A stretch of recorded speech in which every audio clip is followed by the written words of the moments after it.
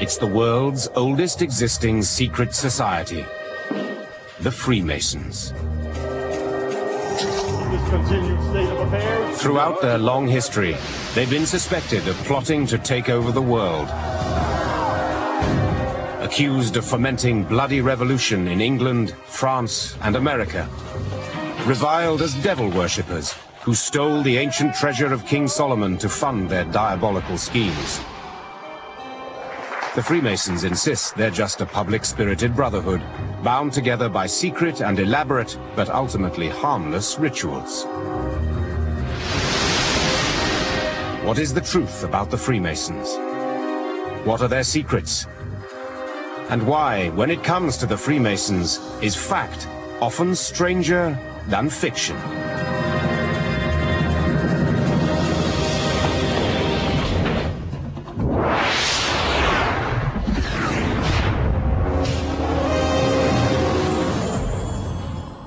Behind every closed door lies a mystery.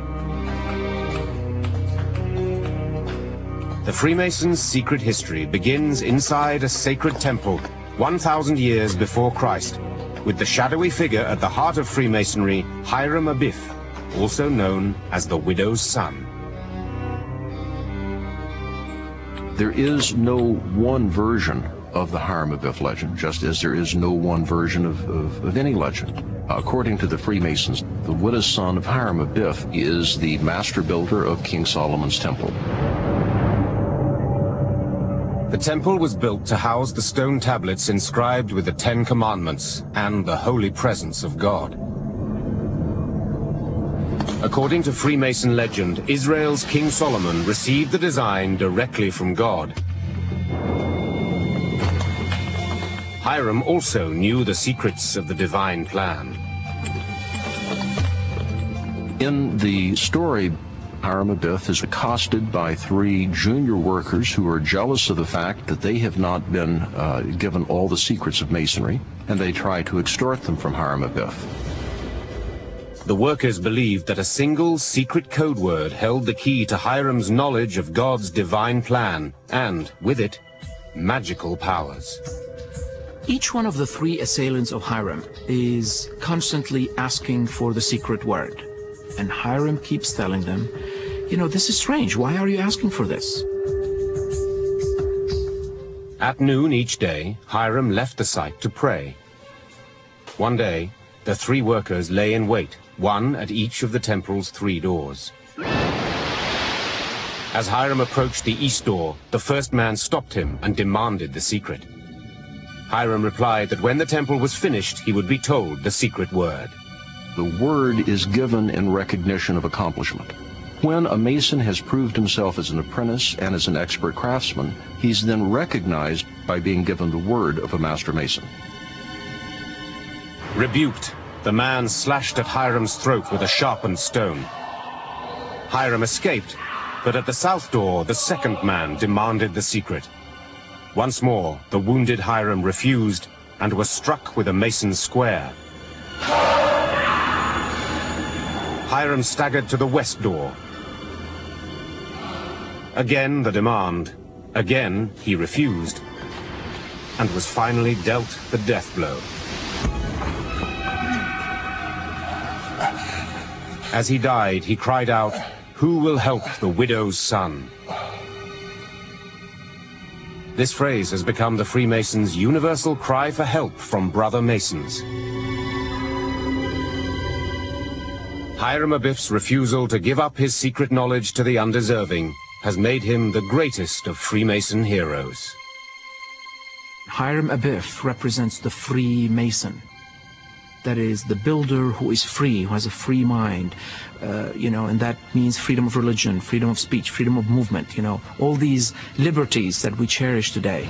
So you're a builder and a free one, and you're always under attack by 3 major enemies: ignorance, fanaticism, and tyranny.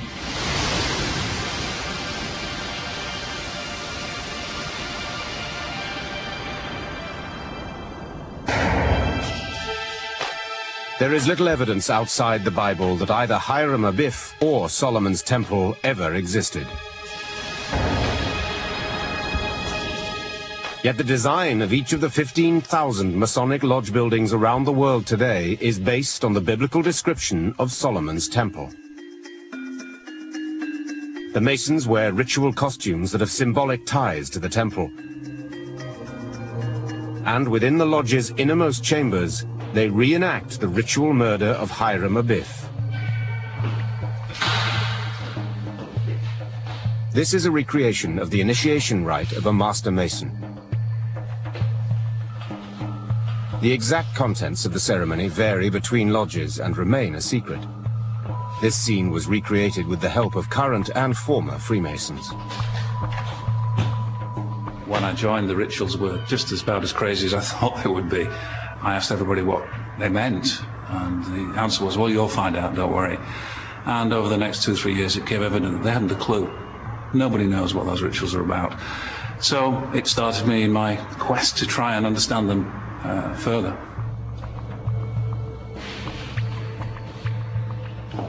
The candidate swears a solemn oath never to reveal what transpires in this room, on pain of death. Then, playing the role of Hiram, he is struck with 3 ritualized blows and falls down dead.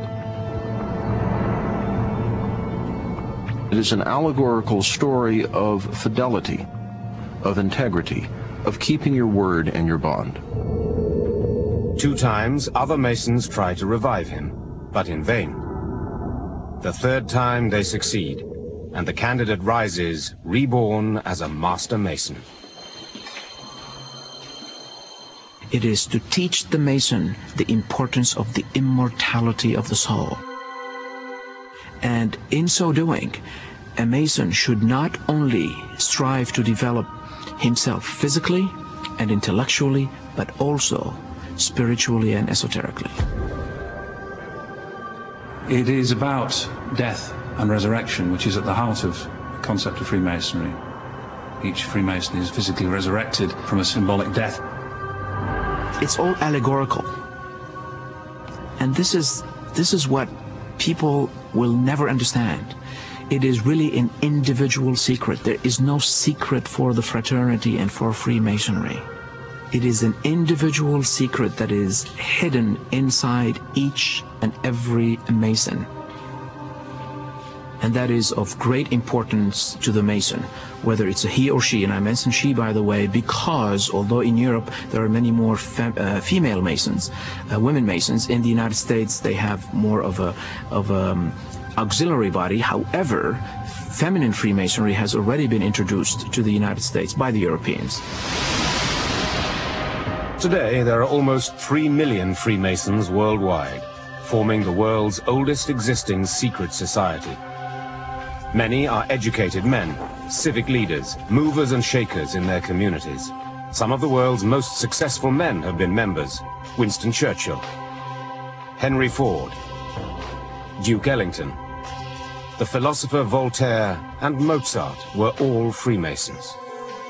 In America, 9 signatories of the Declaration of Independence, George Washington and 13 other U.S. presidents have been Freemasons. Such concentration of power within a secret society has spawned many sinister conspiracy theories. Right from the beginning, right from the time Freemasonry becomes a fraternity, there's nervousness about an order which is not only secret, but talks about being secret. Are these guys taking over the country? Do they have their own secret plot or something? There are many anti-Masonic conspiracy theories that we are the secret controllers of government and industry worldwide.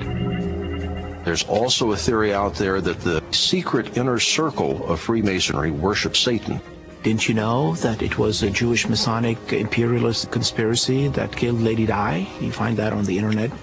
When you tell them that it just doesn't happen, they just simply say, well, you don't know yet, you're not high enough.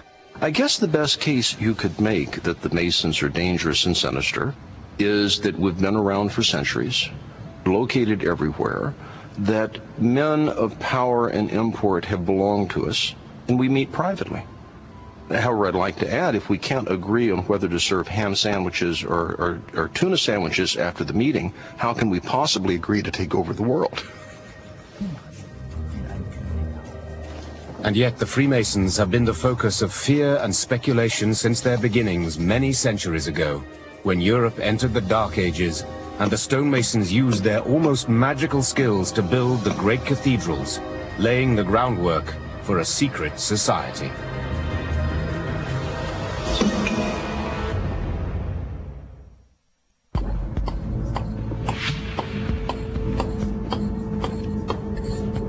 One of the keys to understanding the Freemasons' secret order lies buried in the saga of the first Freemasons, the great cathedral builders of Northern Europe. In the Middle Ages, these skilled craftsmen possessed the ability to transform raw stone into shimmering, godly palaces. I think that building in stone has always been considered to be something akin to God. Major buildings tended to be temples and cathedrals, and the skills and knowledge to build them stemmed from geometry, which itself stemmed from astronomy, and astronomy was the heavens where the stars are, where the gods or God is, and there was this thread of godliness.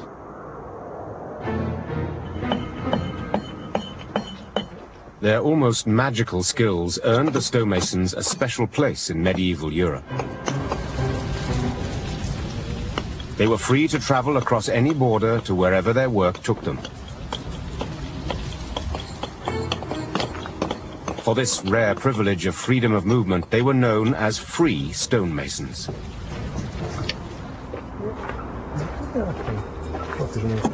When a newcomer arrived at a work site, he faced a test. To prove his standing, he approached the master and shook his hand. Each of the three levels of skill, apprentice, journeyman, and master, had its own secret grip.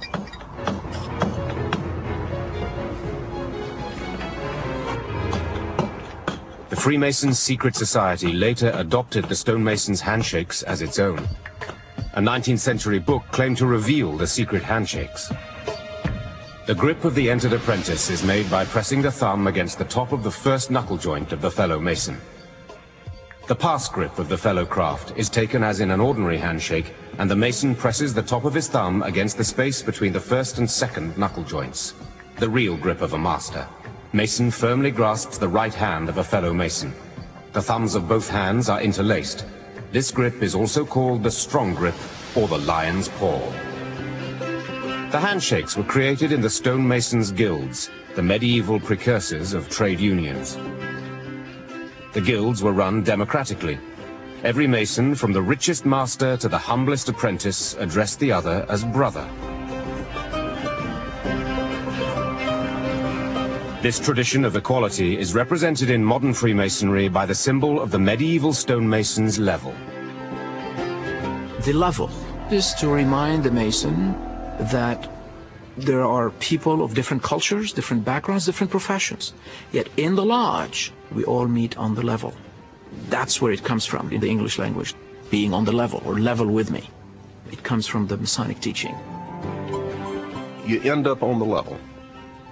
And it doesn't matter how great you are or how insignificant you are. Everyone is going to the same place. You're going to the grave.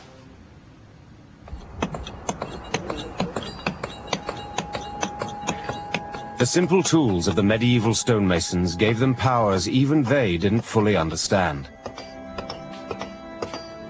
The stone frame for this window at Jedburgh Abbey in Scotland was built without formula or equations, designed with a few turns of the master mason's compass.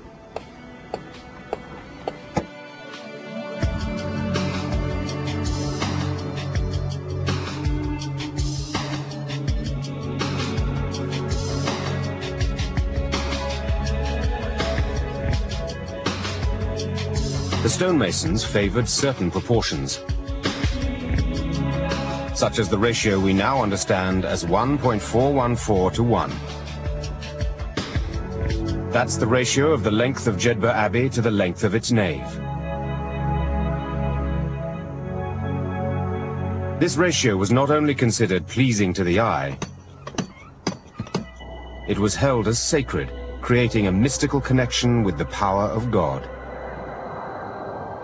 Geometry was often seen as more than a branch of mathematics. It was a direct link to the divine.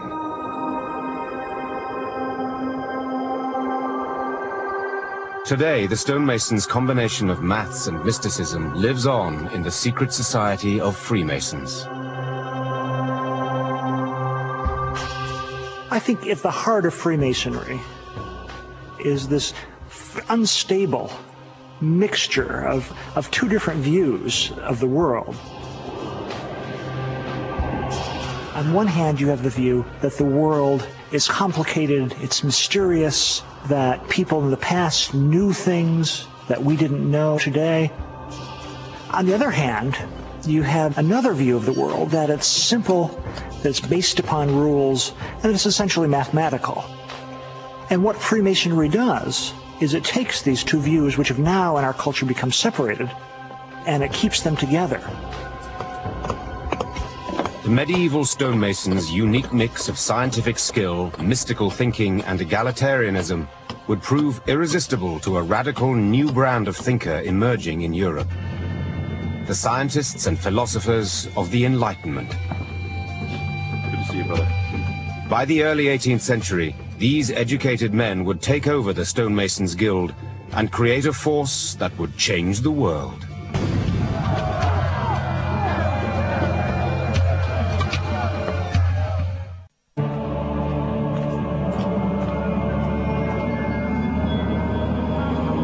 Freemasonry has its roots in medieval Britain's stonemasons' guilds. The details of its 17th century transformation from trade union to secret society remain a mystery. We know that in 1599, when we have the oldest extant minutes of a lodge in Scotland, that they are very definitely meeting as a labor union. And we know in 1717, when the four old lodges come together in London, they're now gentlemen's clubs. So during the 1600s, something happened. What had happened was the enormous upheaval in political and intellectual life known as the Enlightenment. Men like Sir Isaac Newton turned away from church dogma towards science and reason as ways to understand the world. Freemasonry is rooted in this period when science is becoming the center of learned culture. The center of science in this period is the Royal Society, and by the early 18th century is being headed by Sir Isaac Newton. They were intending to create a new belief system, a new cosmology, a new way of looking at the world, more fitting with their own experience. Using only mathematics and observation, Newton constructed a system of rational laws that explained the workings of the natural world without need of God's direct intervention. But for Newton, the laws of gravity and motion did not explain everything. Newton and Freemasonry share things, not only of a view of the world, which is mathematical, which is scientific, but also an interest in the ancient world and the mystical origins of humanity. Newton was also a devoted alchemist, in search of a chemical process to create the philosopher's stone, a magical substance that would cure disease, heal the soul, extend life, and turn base metals into gold.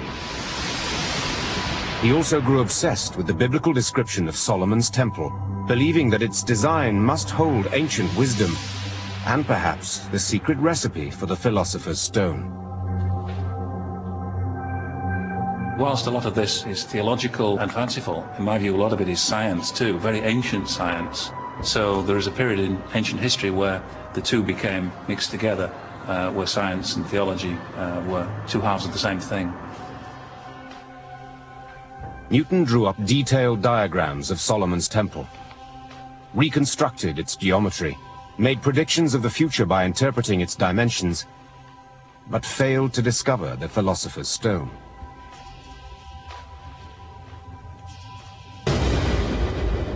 Enlightenment ideas also had a profound effect on politics. Parliament executed Charles I in 1649 for tyranny, set up a short-lived republic, and eventually reinstated a limited monarchy. Louis XIV of France and Europe's other absolute monarchs faced direct challenges. Throughout Europe, Enlightenment views were suppressed, and the Church turned its attention to this new and powerful threat. If you were a person of science, if you were a person who favored liberal, humanistic tolerance, separation of church and state, you ran the risk of being on the other side of a political or religious inquisition. We must remember that in the medieval times, people didn't even own their bodies. If the church wanted to torture them, Inquisition for some reason, that was sort of okay because they didn't own their bodies. To avoid persecution, modern thinkers looked for safe places to meet, and some found the Stonemasons Guild, whose egalitarian values and practices seemed to embody Enlightenment ideals. For the Stonemasons, these new gentleman Masons provided greater respectability. If you think about the 18th century Freemason lodges as sort of revolutionary coffee houses, the ideas that are developing here are tolerance, brotherhood, egalitarianism. These are ideas that are new ideas in that time period. Gentlemen gradually replaced stonemasons, so that in June 1717 it was a group of gentlemen who founded the first Freemason Grand Lodge of England at an alehouse in London. It was a far cry from the lodges on medieval building sites where stonemasons ate and drank.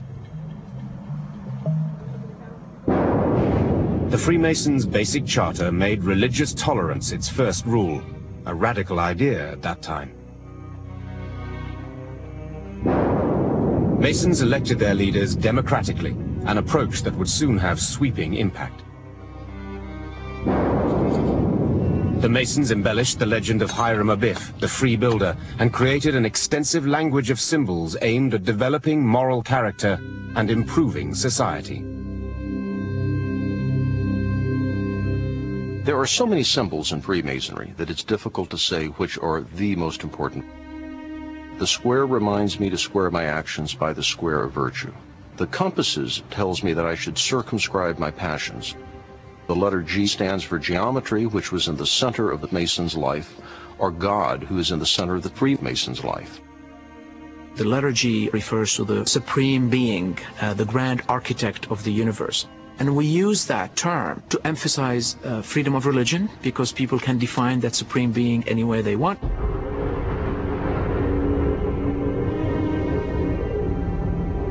The Catholic Church condemned Freemasonry almost as soon as it began.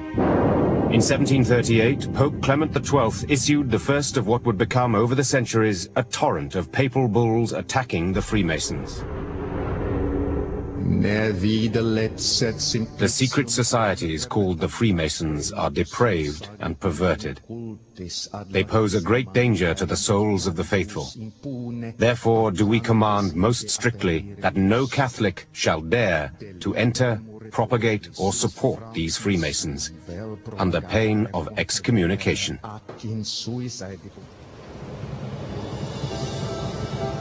The Church tried everything in its power to halt this force, which we almost can't imagine today, the power of that political force. It caught like a wildfire because it represented a new way of thinking about the world that was the wave of the future. The American Revolution would soon challenge the old order, and the Freemasons would be at the heart of it all. Benjamin Franklin was at the center of the diplomatic movement of the American Revolution. He belongs to a Masonic lodge in France, to the Lodge of the Nine Sisters. In fact, Benjamin Franklin escorts Voltaire, the greatest Enlightenment figure of France. He escorts him into the lodge at a special meeting. So here you have the two of the key figures of the Enlightenment. And where do they meet? In the Masonic Lodge.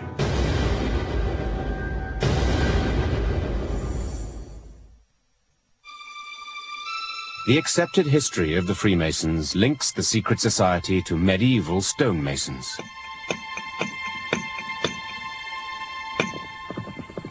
But a different tradition holds that the roots of Freemasonry can be traced back 3,000 years to the legendary White Knights of the Crusades, the Knights Templar. The structure that I see is that the rituals used by Freemasons today came from the Knights Templar, and the Knights Templar got them from the priests of Jerusalem at the time of Christ. Like the Freemasons, the Knights Templar have been a source of fascination and mystery for centuries. As the Pope's special soldiers of Christ, they killed thousands, mostly Muslim, during the Crusades, and gained great wealth and power in medieval Europe. But they began as a humble group of 9 Frenchmen who traveled to the Holy Land in the year 1118, ostensibly to protect Christian pilgrims. In Jerusalem, they stayed at the Al-Aqsa Mosque, a critical site for Freemasons. Al-Aqsa was built directly on top of the ruins of the Jewish temples that preceded it, including, according to tradition, the central icon in all of Freemasonry, the Temple of Solomon. It was known in medieval times that the Templars housed their horses underneath the southeastern platform in the area called Solomon's Stables. So the Templars were involved in cleaning out this area, and that was an extensive job. On this much, historians agree. But since the Middle Ages, rumors and legends have held that the Templars chose their dirty stables to dig for buried treasure. Solomon's gold, the plunder of ancient Rome, the Holy Grail, and perhaps the lost secrets of the ancient Jewish sect called the Essenes, whose strange rituals told the secret of how man might communicate with God directly, as King Solomon had. For author and Freemason Christopher Knight, these Essene documents, written by the authors of the Dead Sea Scrolls, were the real treasure. They lived on charity, they had no income, and they just worked night and day digging.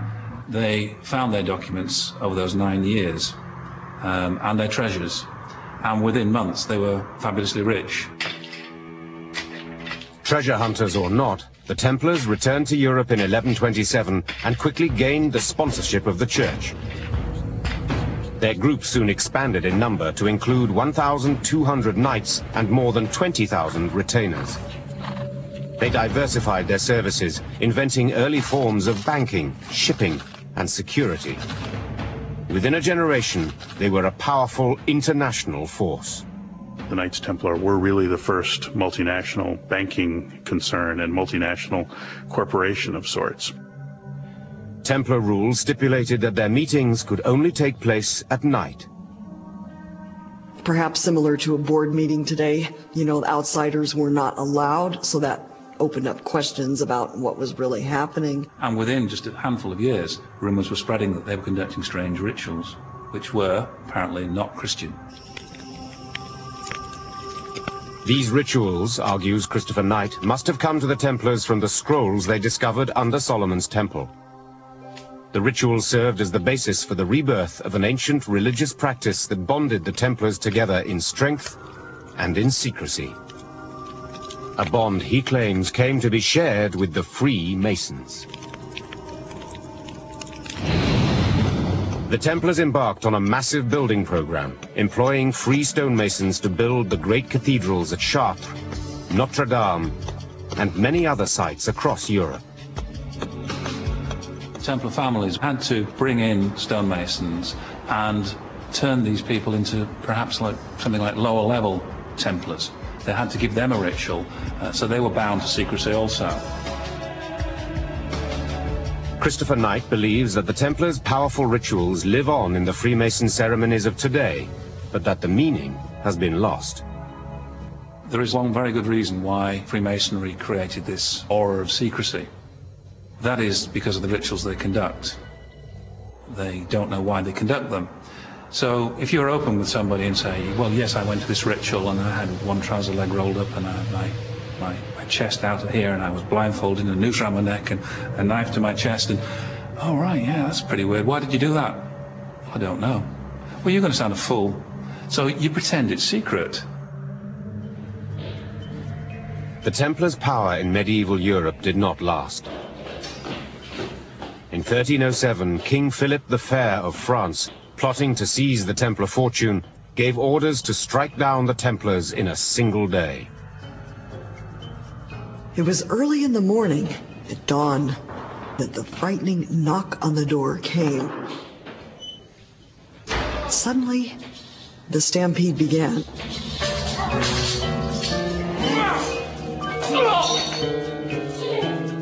The initial shock became a shock wave across all of Europe. It's like every single company director of every corporation or government had been rounded up at dawn. It happened on Friday the 13th, 1307. Some folklorists today believe that the Friday the 13th superstition may originate from the Templar arrest.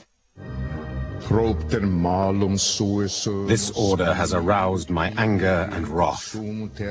Because of the evil of its sons, they fell. Pope Clement V, an ally of the king, condemned the Knights Templar. They were charged with blasphemy, heresy, spitting on the cross. They were accused possibly of worshiping a cat or a severed head, and something allegedly called Baphomet. The exact meaning of the Baphomet idol remains a mystery. The word may refer to Muhammad, or to the Greek words baphe and metis, the baptism of wisdom. Over the centuries, Baphomet has become a powerful figure in satanic and occult practice. The most terrible thing they could be accused of, really, was denying the divinity of Christ and the power of the cross. They never sought to deny that. And they were tortured pretty horribly. In 1312, after 5 years of trials and bloody executions, the Pope disbanded the Knights Templar by decree. The order slipped into oblivion. Or did it? Not all of the Templars were rounded up, or perhaps could have been, because there were so many thousands of them. The Templars went underground all over Europe, and they did, as a matter of fact, create other offshoot secret societies and tried to keep some of their traditions alive. Some say that some of them went and infiltrated the Mason guilds so they could travel freely. According to Christopher Knight, the Templars smuggled their secret knowledge and their sacred scrolls to Roslin Chapel in the Scottish lowlands. Masonic ritual describes how King Solomon met with his leading priests in a chamber underneath King Solomon's temple. Now, Roslin has exactly that. A Masonic ritual describes exactly that. Can't be coincidence.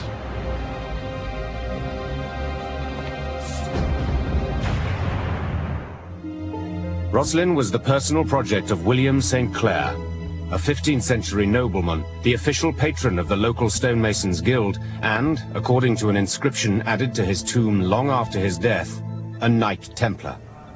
A hotly disputed claim. We have no documentable evidence William St. Clair was ever a Knight Templar. The suppression of the Templar Order was in 1312, but Roslin wasn't started until 1446, well beyond that time frame. Did the Templars build Roslin Chapel?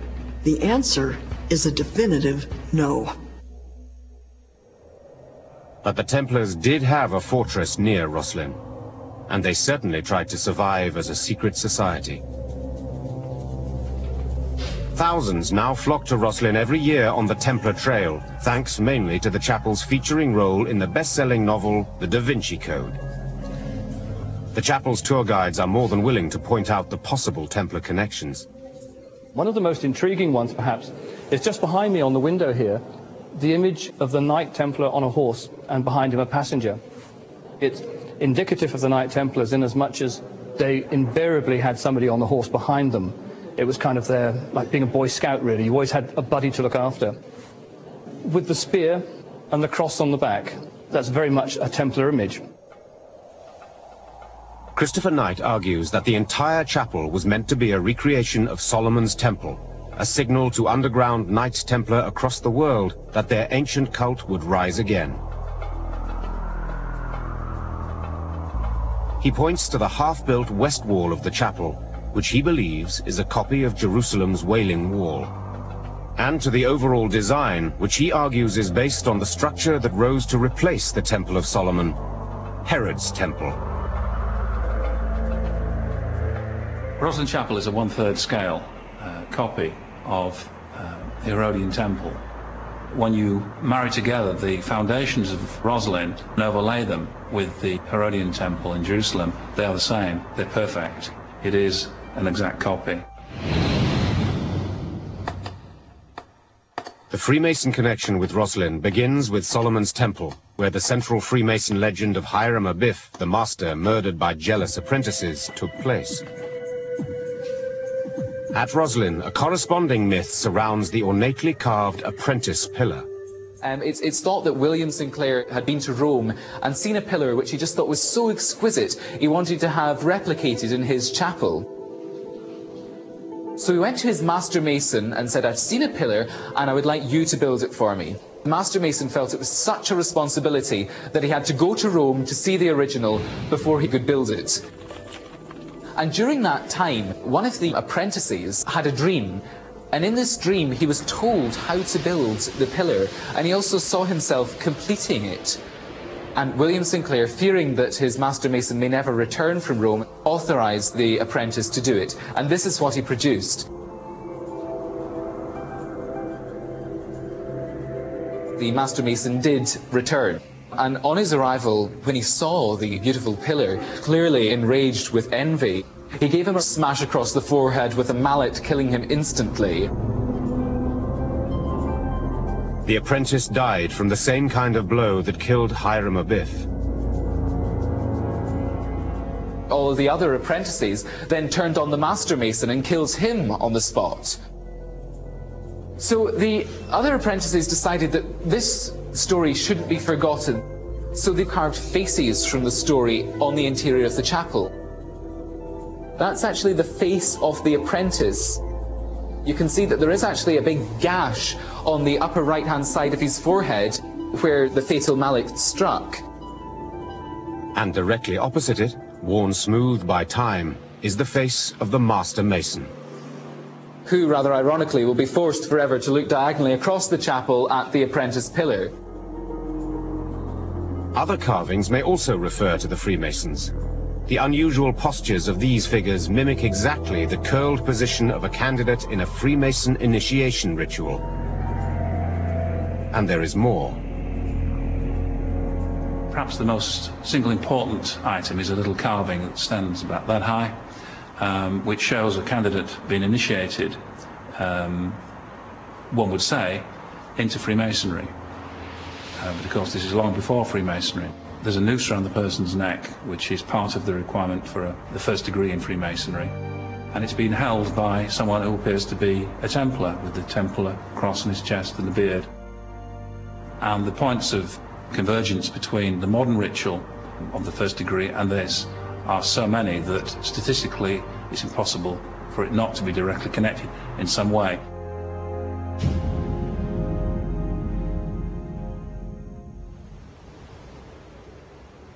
Mainstream scholars dismiss Knight's theory. Roslin, they say, is an amalgam of Christian, Celtic and other folklore-based legends. William St. Clair's attempt to preserve a threatened cultural heritage. Sir William foresaw the possible danger that certain belief systems or thoughts or images that had been previously burned in many inquisitional book burnings through the Middle Ages might not get preserved for posterity. So Roslin is a Bible or a book in stone. These stones present perhaps the greatest Roslin mystery. They've been identified as maize or corn found only in the New World, carved 50 years before Columbus set sail. A 500-year-old legend has it that William St. Clair's grandfather, Sir Henry, was a Knight Templar who led an expedition to the New World and brought back corn, which his grandson celebrated in these carvings. We asked the botanist from the university to give us his opinion of this, and when he looked at them, he wasn't convinced until he found one more plant in Roslin Chapel, a small plant, and he said, if you've got that one, then I'm prepared to believe that the other ones are genuine, because this plant would only have been found in the New World. The plant's name is the prairie trefoil. But evidence for the Templar presence in America is circumstantial at best, and dismissed by mainstream scholars. I personally think that while the evidence is very romantic and makes a great tale, that there's nothing there that supports it factually. A wonderful legend and a wonderful myth, and I put it in the camp of sort of Greek myths. Great story, great narrative, highly unlikely. But the legend of Knights Templar in America turned to Freemasons in America persists. I think it's reasonable to suggest that the United States of America is, in part at least, the triumph of Freemasonry. The ideals of equality and openness of thinking that were inside this early Jewish priesthood, they used those Masonic ideals to create this new utopia where everybody would be free, the land of the free.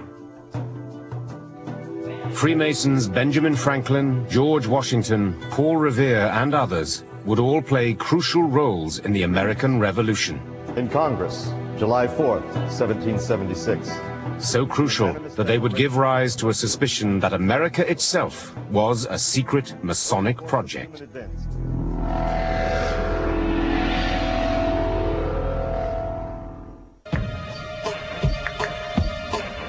The programme continues with more revelations tomorrow evening at 8. In less than a minute, the intriguing hidden house history of an original Tudor cottage that could well have been a convent in a past life, complete with secret tunnels conveniently leading to the local monastery.